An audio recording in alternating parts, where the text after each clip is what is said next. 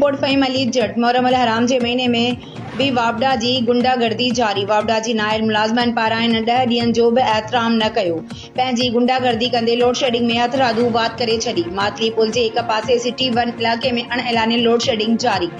मातलीअ जे आज़ादारनि पारां सिटी 1 में बिजलीअ जी अणएलानियल ख़िलाफ़ मोहम्मद नवाज़ अली चांडियो, साईं नजफ शाह बहराणी, हुसैन निज़ामाणी काका चंडड़ मीडिया सां ॻाल्हाईंदे चयो त सिटी 1 में बिजलीअ में लोड शेडिंग आम जाम थी रही आहे। हिननि चयो असां जूं मजलिसूं हलंदड़ आहिनि पर वावड़ा जा नाअहल मुलाज़िम असांखे घणो ई परेशान करे रहिया आहिनि। हिकु कहर जी गर्मी आहे, मथां हिकु पंहिंजी गुंडागर्दी करे हथरादू लोड शेडिंग करे रहिया आहिनि, जंहिं सबबु असांखे मजलिसुनि में केतिरनि ई मुश्किलातुनि खे मुंहुं ॾियणो पवे थो।